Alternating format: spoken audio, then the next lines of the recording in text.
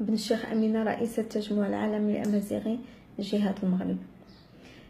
إخواني المناضلين، أخواتي المناضلات، هذا النداء هذا تنديرو باش نطلب منكم جميعا أننا نخرجوا المسيرة المليونية التضامنية ديال الحسيمة. هذه المسيرة هذه اللي سبق لأيقونة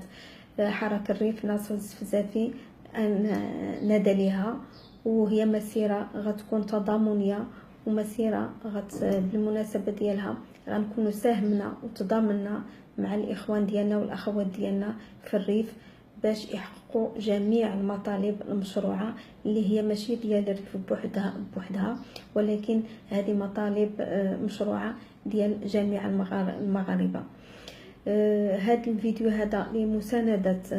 لمساندة إخواننا وأخواتنا في الريف، ومن خلاله تنطلب من جميع المناضلين والمناضلات ديال التجمع العالمي الأمازيغي داخل المغرب باش أنهم يلتحقوا بالمسيرة، يلتحقوا بالحسيمة يوم 20 يوليوز، باش نكونوا جنبا إلى جنب مع الأخوات ديالنا والإخوان ديالنا في الريف، ونكونوا يعني مساندين لهم في محنتهم هذه، ونطلبوا وإياهم بإطلاق سراح جميع المعتقلين بدون قيد أو شرط، وكذلك تحقيق جميع الحقوق والمطالب المشروعة اللي تيناديو لها. هذا نداء إذن لجميع المواطنين والمواطنات باش أنهم يحجوا كاملين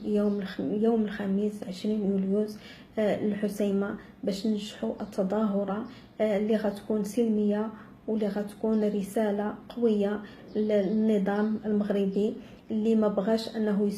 يستوعب الرسائل اللي قبل منها، واللي هي كلها سلمية، وما بغينا منها إلا يعني مطالب مشروعة عادلة لا غبار فيها. إذا إخواني أخواتي، تنتمنى أنكم تلتحقوا بالمسيرة يوم الخميس 20 يوليوز بمدينة الحسيمة.